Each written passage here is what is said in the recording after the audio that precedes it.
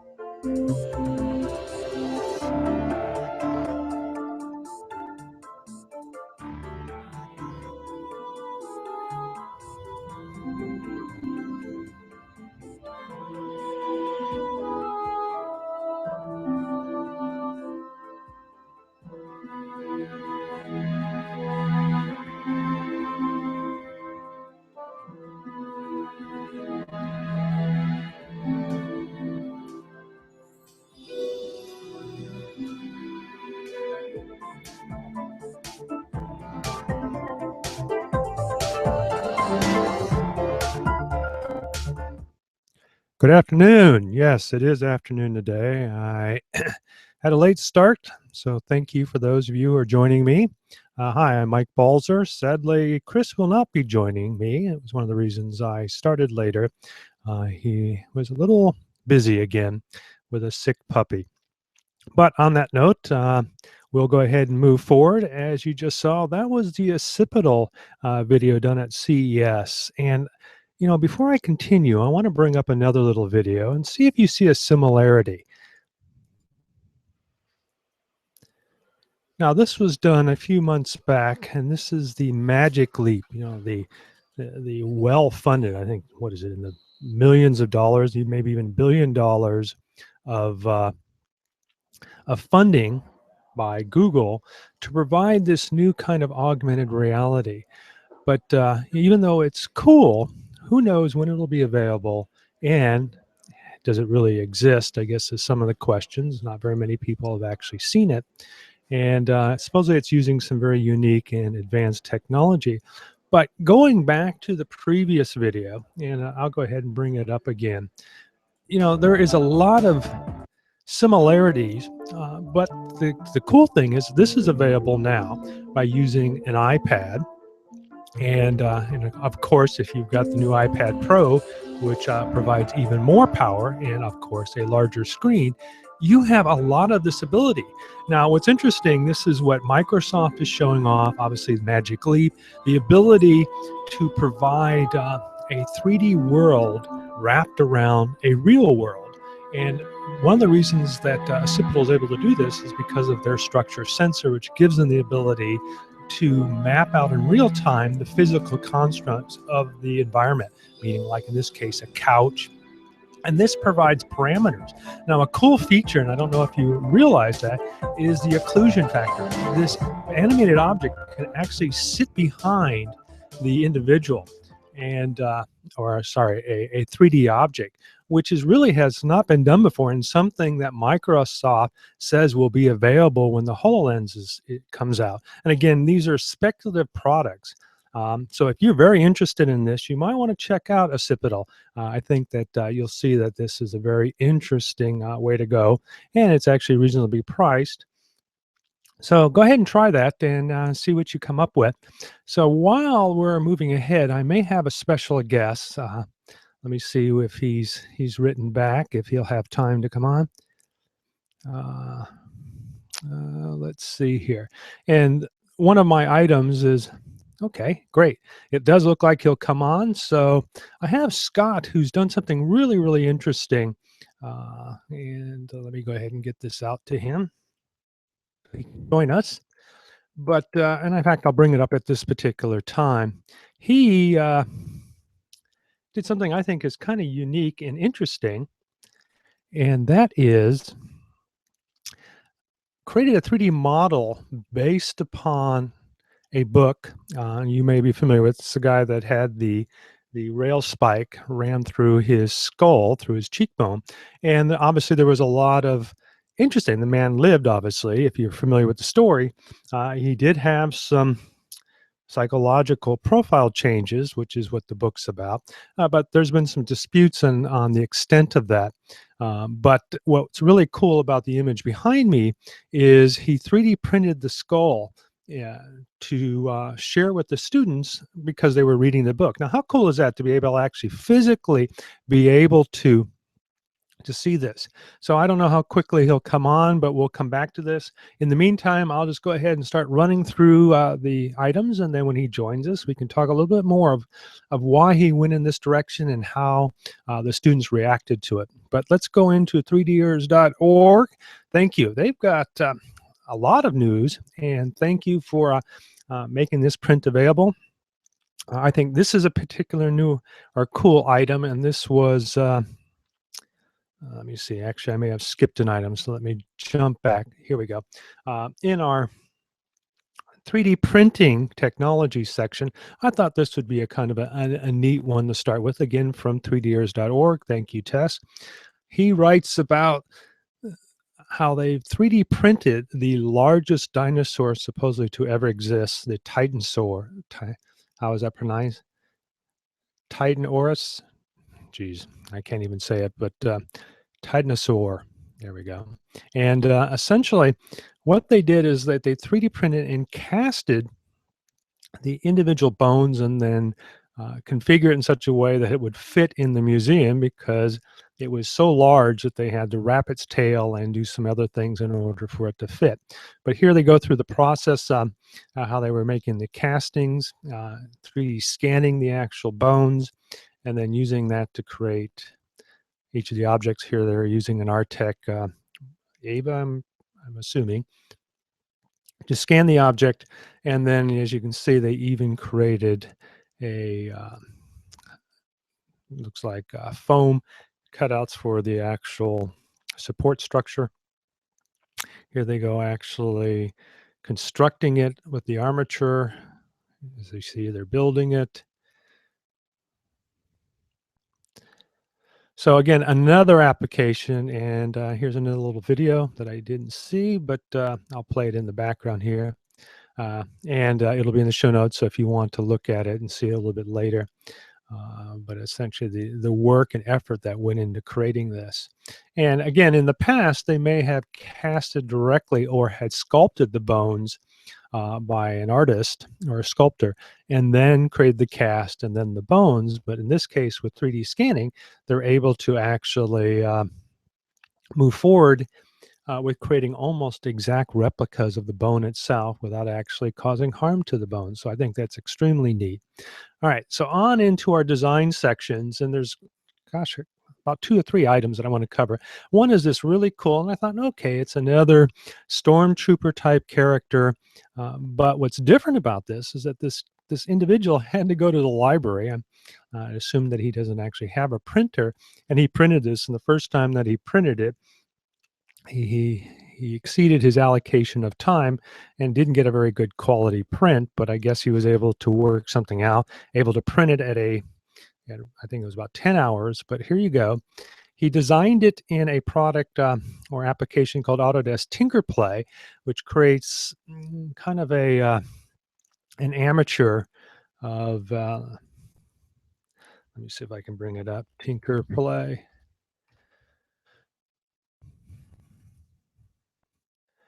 But it gives you the ability to take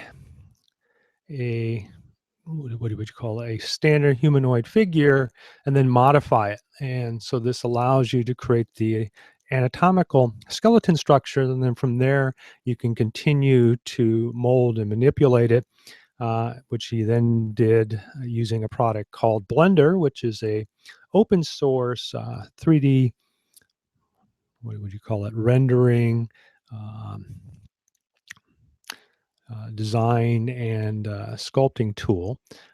It's has a high learning curve because it kind of pretty much throws everything in, but it has improved over the years. The interface has gotten a lot better. But again, there's a video out there if you want to see the whole process that he went through in order to create it. But I thought that was pretty cool on what he did there, and then actually printed out the components to create the final object that you see there. So if you haven't had enough of Star Wars, here's another thing that you can print. And what does it say? How many parts? Oh. Well, it does say in there, obviously over a dozen parts, but as you can see, they're not that sophisticated, and we're able to print on any 3D printer. So if you need something to do with your kids, obviously this is, oh, we've got somebody joining us. Hi. Hi, I how didn't are even you? look up. So I appreciate you coming on at a late notice, but I had just briefly covered it, and I'll go back to it here in a second. If you can see my screen, we now have Scott, is it Deloso? Yeah, Delosa, that's right. Okay, and yeah, I saw this the other day, and I thought very, very cool to apply tangible objects to what people read. You know, a lot of time you use your imagination, but in this case, this is a true story. Many people have followed it, and so I guess I have a few questions. Did you create this model? Did you find the model? How did you 3D print it? And then I'll shut up and let you talk. I'll Sure. just leave this in the background. So I'm a maker educator here in Cecil County, Maryland. And I actually teach language arts, which a lot of people who are, in this realm find interesting because they're like, usually you connect this to science and math and that. So I really try to do my best to find ways to bring making into English. So one of the things that we do is teach this story about Phineas Gage, which is written by John Fleischman, an excellent author and researcher. Really high interest nonfiction for I teach 8th grade. And so I've been printing for probably 3 or 4 years now. And last year, I really, had this idea. I was like, oh, it would be great if I could find this skull here so I could, really show the kids exactly where it passed through and what it must have looked like. And so I did some research online. And at the time, there was a group of graduate students doing research. And I read a paper where they had his actual skull is in the library in Boston at the college there, and they had actually scanned the skull, and they did a whole report about it. And in the report, it had listed that one of their attachments was the STL file. At the time, it hadn't been released yet, and I was like so frustrated. And so it's like, oh, I'm so close. But just a couple months ago, they released the file, and it's actually available on Thingiverse now. Very, very cool. Now, what's interesting is if you look at the jacket cover of the book itself and the actual sculpture or 3D print, the whole looks like it's in a different place. Is it a reversed image, mirrored image, or is that just something? It doesn't match exactly. So the way the story goes is Phineas was, working with his tamping iron. And so he was looking down, and he got distracted and looked over his right shoulder. And so the tamping iron passed through his left cheek and then sort of out his frontal lobe here. So the placement is a bit off. I think that might be due to they put the tamping iron in the print, I guess, to sort of make it look cool, and it does look a lot cooler. But I guess just in creating an angle where it was able to actually print, they did have to, move, which, it does sort of ruin a little bit of the, exact likeness. But I think the decision was a good one, because for students to actually see the tamping iron through the skull really does a lot for them, just engagement wise, to, think about what that could have been like. Well, I don't know if you know a little bit about my backstory. This may be the first time you've heard of me, but my wife had a brain tumor, and I was the guy that printed her skull about, gosh, over a year and a half ago, which kind of was a sensation then. So I'm a little familiar with the skull anatomy, and so probably most people wouldn't notice that, but I kind of caught on to that, which is interesting, because what's funny is that she had to have surgically removed the upper orbital roof, which kind of like this guy had removed in a different way. So if I remember correctly, he lost the sight of one eye, if I remember correctly.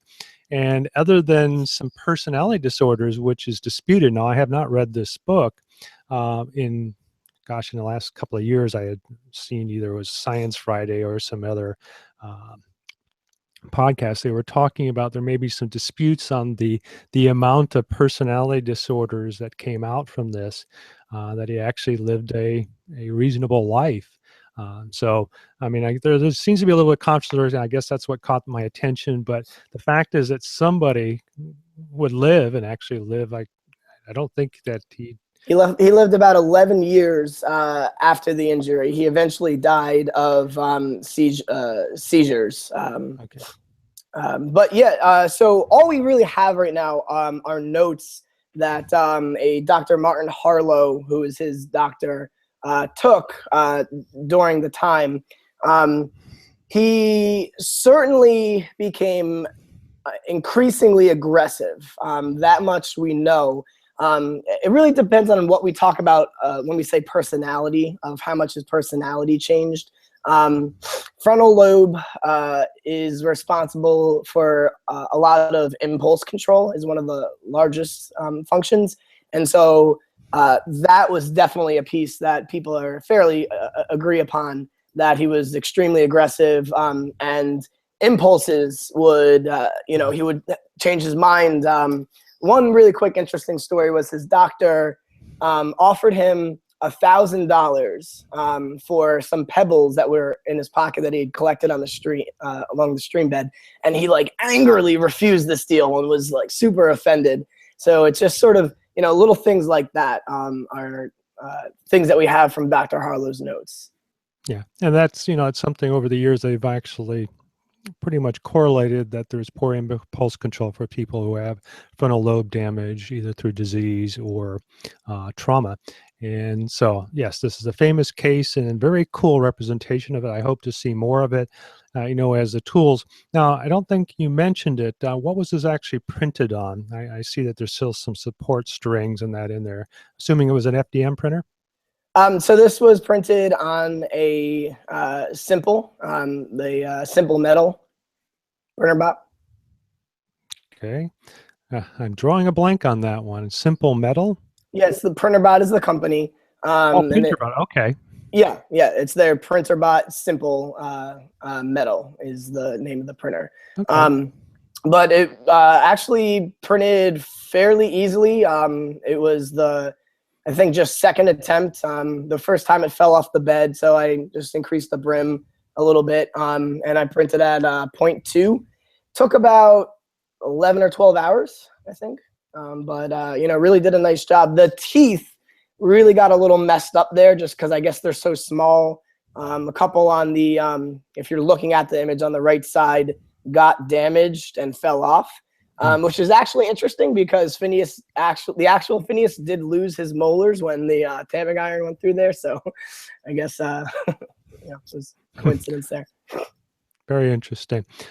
So as I asked a moment ago, this is available as an STL, and you have a link, and I'll go ahead and make sure that this is actually in the show notes. So if you want to print this out, obviously, if you're a teacher and want something very interesting to go along with the book, this is an excellent idea. So, Scott, thank you very much for coming on. I appreciate you. Welcome to hang on. Normally, I cover a bunch of news items and then some of the things that we do in the 3D printing, scanning, and design world. So, again, thank you, and I appreciate it. Thanks so much for having me on. Okay, so on to my next item. So let's see where we're at. Well, as I mentioned, in the design world, one of the cool go-to applications that I've used in the past is Autodesk Meshmixer, and they just came out with another update, and that update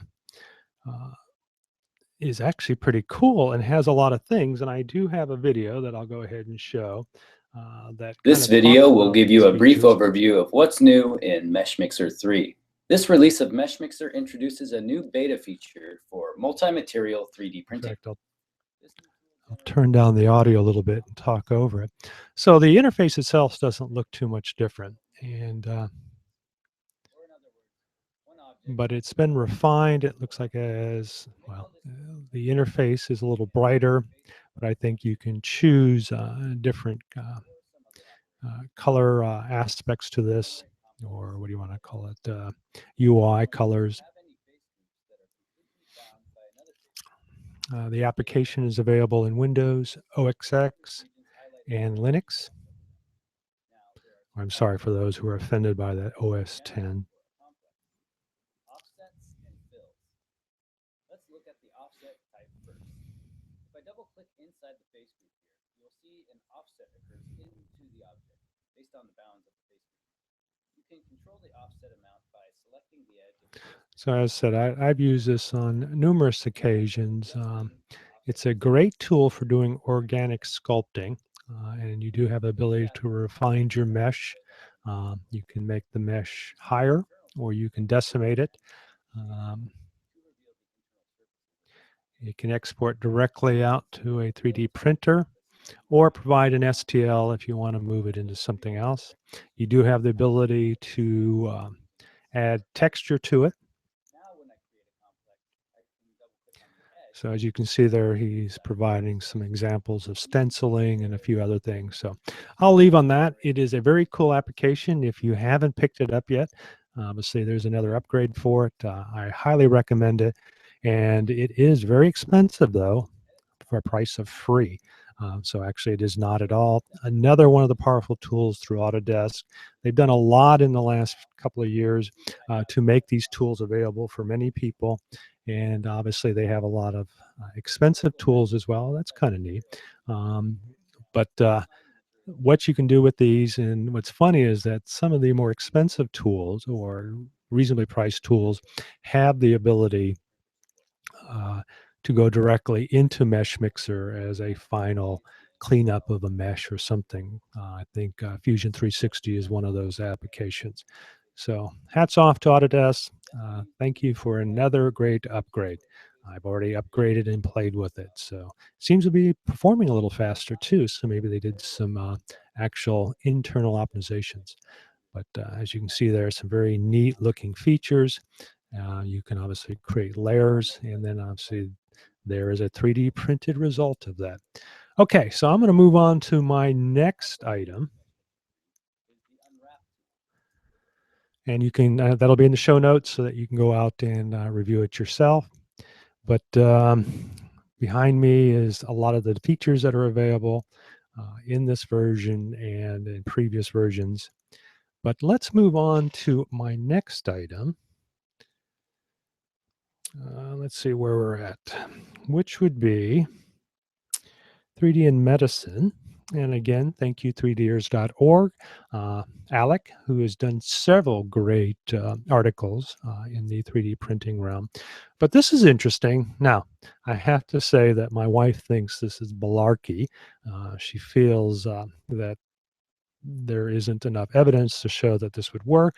However, regardless of that, I have read that using 3D printing technology allows you to create, as you can see here, these fine teeth, or what do you want to call it, little spikes that you can provide chemicals on and then place it on the skin.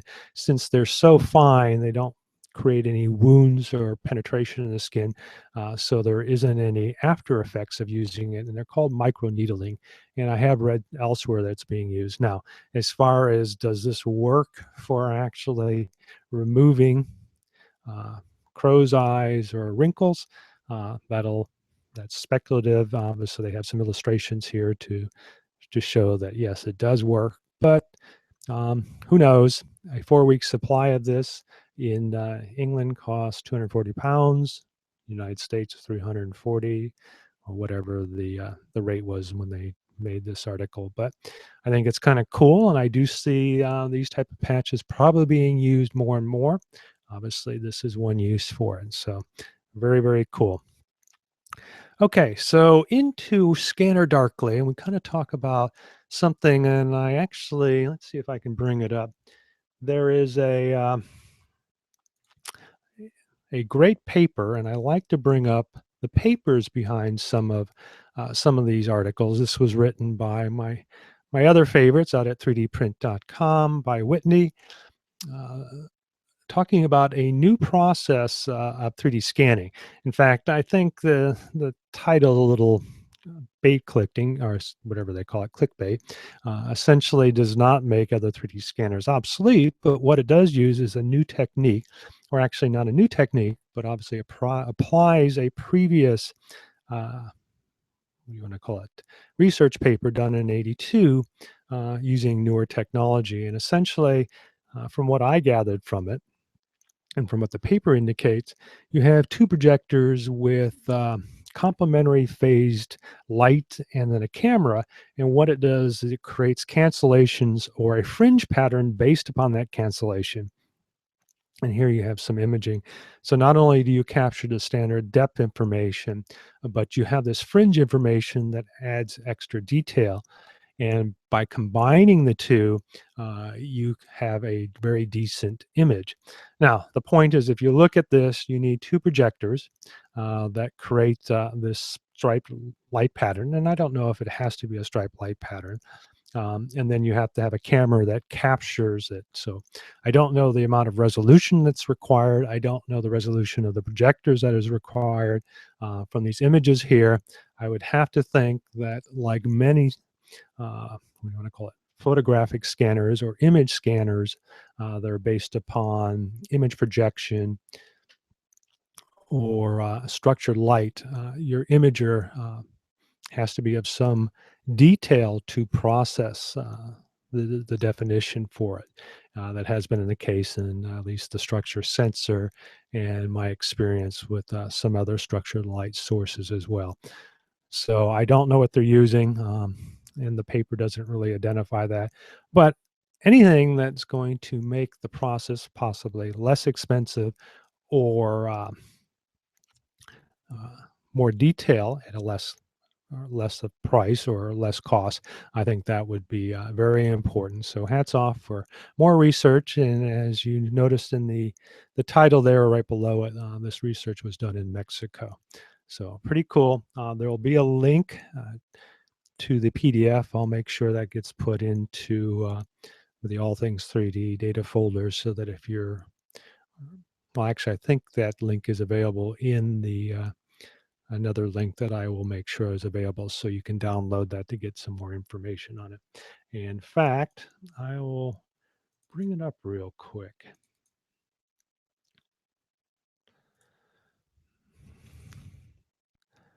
Let's see, there we go. So if you're a gearhead like me and enjoy the mathematical process, it's full of it. And from what I can see, it looks pretty real. They don't identify the filtering system in order to determine the difference or the projected complementary phases of the lighting, but I'm assuming that can be done with a circular polarized lens system. So there you go. That will be available in the show notes as well. So let's move right along onto another little item, and that is the structure sensor has something that they had kind of put up on their website. I think they may have mentioned it at CES, but it grabbed my attention because essentially, if you've seen the structure sensor, it is carved out of aluminum block. The circuitry is embedded into it. So they are now making available the core, which is essentially the sensor and the imaging devices, into something that looks very similar to the original Connect, or in this case, like the PrimeSense sensor or the RealSense. But what they've done a little differently, if you notice here, not only do you have the projector, which is this item here in the middle, but you have two cameras, infrared cameras. You have the one on the left and then the other one on the right. And it is my impression that these cameras are about the same width as your eyes.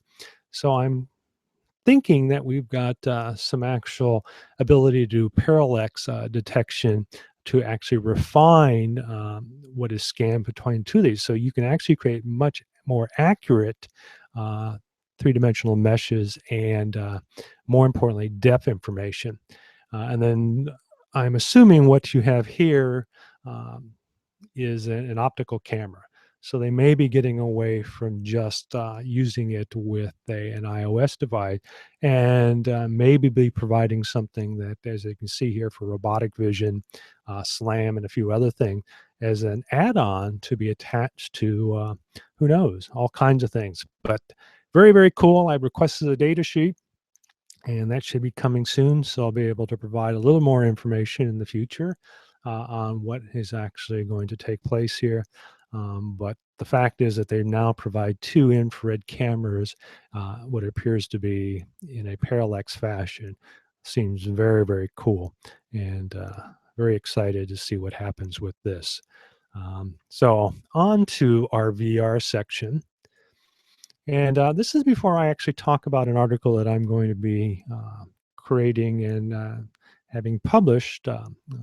The offer was extended by Road to VR to put it on their website, so I will probably take them up on it.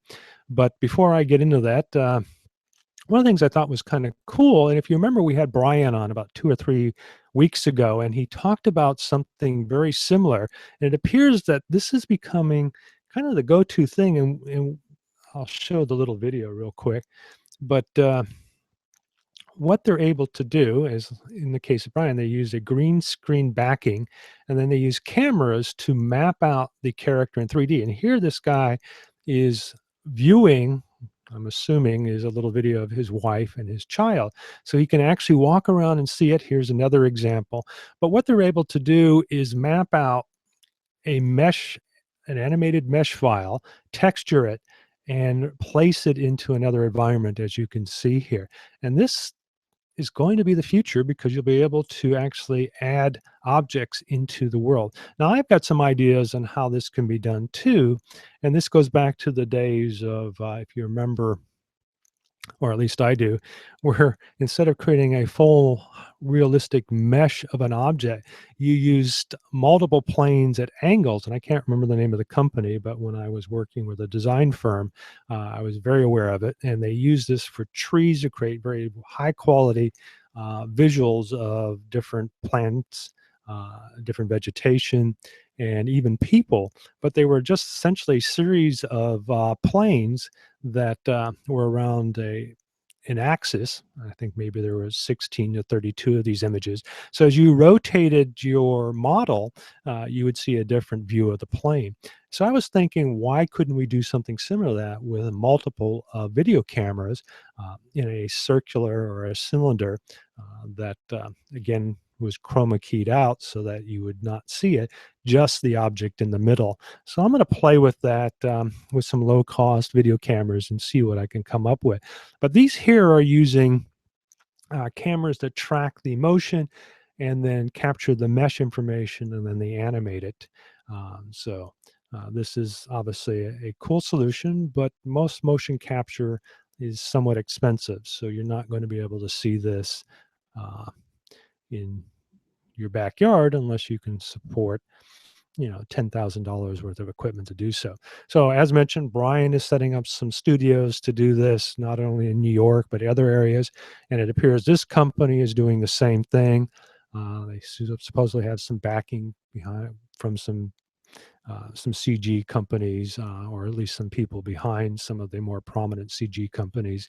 And the most important thing is that you're going to, if you get a chance, this is going to be at, where is it? It says, so it's Sundance.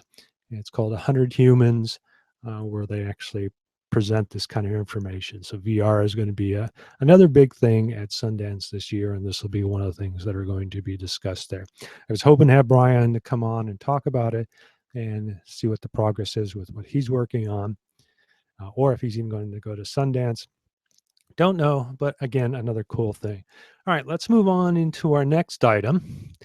And again, we'll move right into virtual reality, or as I call it, the VR corner in a round room. But essentially, this is about taking your smartphone and using it as a screen, as the actual heads up, the display unit for, let's say, your Gear VR or other mobile VR viewer. Hint, hint. Maybe like the Neo VR Loop, that will allow you to view what's on your PC. This guy is kind of crazy to do yourself. Essentially, here's a list of the things you need. Your phone, obviously, some type of application that allows you to provide external video, a gyroscopic mouse, which is kind of cool. I have an old gyro optic or something like that. And then you essentially attach that to your head, use the wireless back to your PC, transmit the information, and then you provide either using SBS 3D or some default stereoscopic system in your application. If I remember correctly, I think the Valve engine has a setting that allows you to do this. I do remember that you could do anaglyphs with it. So I think NVIDIA may also have the ability to do side-by-side as well.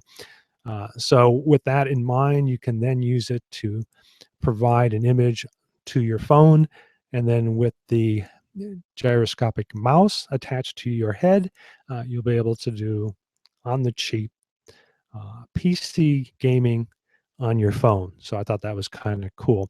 Now they do show it being wired, and I can only assume this is the case because it would have minimal latency. But I'm wondering if you had like a Bluetooth version, maybe Bluetooth 4 or something, the latency might be minimal.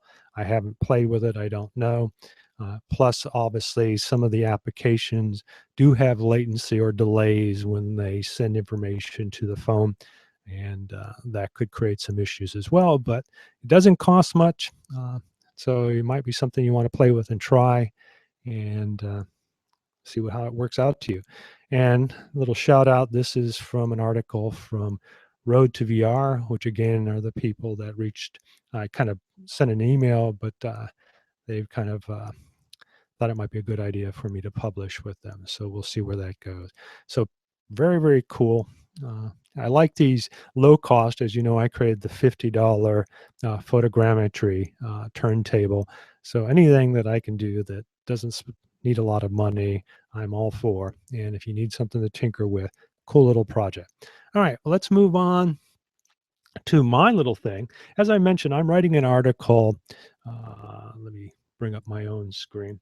I'm writing an article that talks about the realities of virtual reality. And what I mean by that is, virtual reality has gotten a lot of attention on what it's supposed to do, but the realities are physically, meaning the devices, what are the issues with virtual reality? You hear about the optics, you hear about the latency issues, you hear about IPD, or the distance between the eye, all these factors that can make or break the illusion of virtual reality, or in a lot of people's case, make them sick.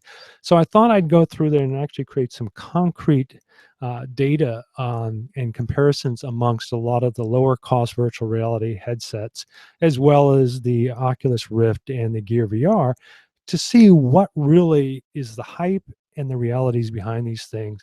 And so one of the things that I've done is I've created some, I think I mentioned on the last show, some 2D test images to show things like chroma artifacts, aberrations, barrel and pincushion distortion from the lens itself, or they call it spherical distortion, separation for IPD, how 3D presence are there. Is there some blurriness, meaning clarity of the lenses themselves?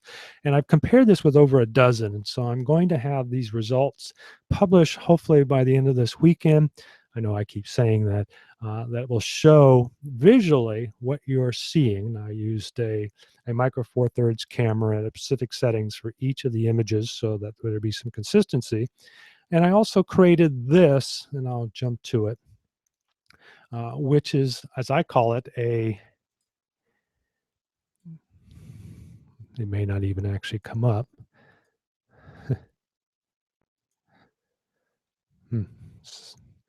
Well, it may not come up because it is an extremely high resolution device. Let me drop it down and maybe that, well, there we go. This is a 30-second, and you can pause it because the important thing behind it, and again, it's low resolution, but the cool thing is that I was able to finally figure a way using FFmpeg, the ability to create from a panoramic high-resolution image from Unity 3D into an MP4 that could be uploaded to YouTube, first injected with the metadata, to create a panoramic. Now, the important thing behind this panoramic, as you can see, it can move around, is that I projected my 2D image on the back wall, matching it exactly, and created 3 objects. Actually, this is from the actual Oculus test room, but then map those with that same. So this gives you a very good idea of testing artifacts within the 3D realm and not just your 2D screen. And also to check, now I'm going to rotate, hopefully this doesn't make you sick, but also check the latency or ghosting that can occur by moving your head with your VR device. And as a lot of people have already shown, Unity versus, let's say, Gear VR or even the Oculus, there is some substantial difference about what they call motion to photon latency.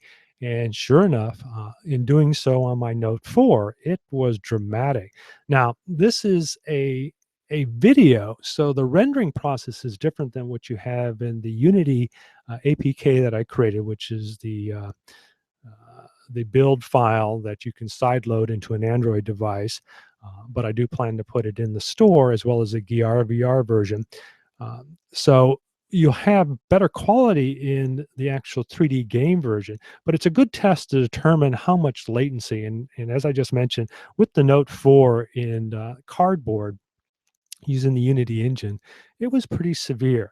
Now, from what I've had somebody else who's got a Gear VR test this out with a Samsung Galaxy S6, and they found that it was pretty comfortable, and he felt that it was clear. So I've asked him to do some specific testing with it. One of the things that I'm going to put in the article, I'm using a 240 frames per second video capturing hopefully the actual delay so that you can see it for yourself, and I'll be able to measure that in these different environments. But if you want to test this for yourself, it is available out on YouTube. The sad thing is, on a mobile device, the highest that you can go is, let's see, don't want to get the numbers wrong, is 21 by 60, which is a 4K. This was derived from a video that had a vertical and horizontal format, because with their stereo, which this is built in, and I'll show you that in a moment, they use a upper and lower images that are kind of sandwiched together. So it is a square that was done at 4,320 by 4,320. For whatever reason, I couldn't do an 8K version of it. But it does create, as they call it, a 5K. So it uses the vertical, or half that, to create a 2160, and then upscales the 4320 to 8K, or as they call it, a 5K. Now, as I said, I can't actually show it because the bandwidth required would probably drop out my signal here, so I'm not going to do so. But the quality is as good as what you can see on your actual screen if you're actually running the Unity gaming engine. So I thought that was kind of cool. Now, the bandwidth, when you look at it, I think it's like 14 megabits per second at this rate. So you better have a fairly large conduit to, or broadband conduit, in order for this to work. But if you're using cable, or is it FiOS, I think you'll be able to handle it. Sadly, if you're still on DSL that AT&T provides, it probably won't work for you. But you can, as I just did, drop it down to a lower, but you do get some artifacts. In fact, I'll jump up to 1440, and you can see as I do so, the edges and the artifacting gets better and better. Let's see if I can do a 2160. Okay, so as you can see here, the image quality, well, actually, you may not be able to because Google Hangouts on Air only provides 720. So I may be wasting my time here. Best thing is I'll have a link in the show notes. Try it for yourself. But it does work pretty cool. And as you can see, you can move around. So you can test the artifacts in your own viewer. And as mentioned, it does support 3D. Looks pretty cool. It looks just like a Unity game. But if you've got anaglyph glasses, you can try it that way. Oh, I just so happen to have some. Let me see. Wow, looks like it's in 3D. No, actually, it does provide some cool effects. And if you want to know more about it, I'll share some of the insight. It's not a difficult process. And essentially, you can use the free Unity game. There's a free add-on that does panoramics, and then a free open source converter from FMMPG. You may be, or EG. If you've done any ripping, you may be familiar with what I'm talking about. But they do have the ability to take static images and derive from that a multi-frame video, or you can take multi-frames. So if you wanted to create an animation, that would work as well. Okay, well, enough on that subject. I'm really happy because the quality at this resolution is really good, and it's allowed me to continue doing some testing that I would have otherwise not been able to do. So there you go. All right, so I got maybe a couple more items to talk about, and then we'll get into our let's see what we got here.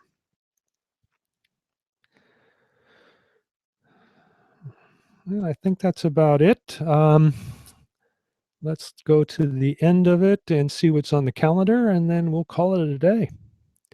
Man, things go a little faster when it's just by myself here. But all right, so in January, what do we've got coming up? Bioprinting Conference. Well, that could be interesting, but I don't have the money to go to the Netherlands. 3D dental printing. I should probably tell my friend Dan Kopp, who's been on our show several times, about that one. And then we move on into Singapore, and then back to 3D printing materials in the Netherlands. So there's a lot of things outside of the United States, but if you're in Europe or near the Netherlands, you might want to look into it.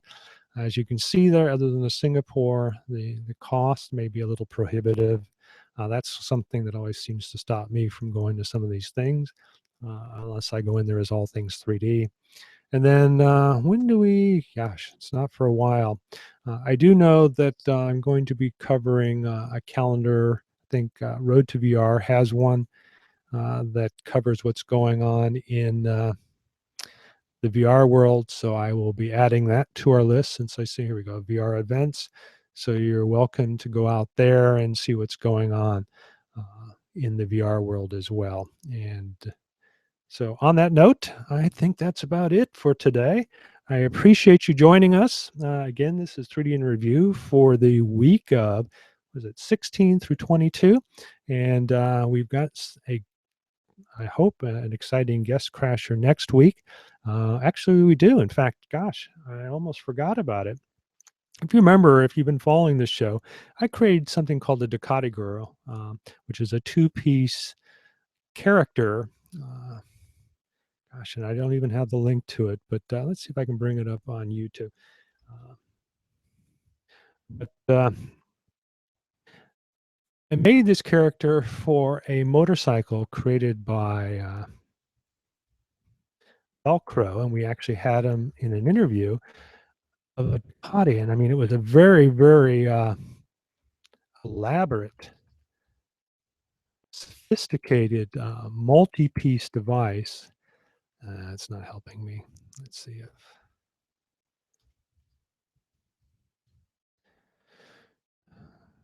Here we go.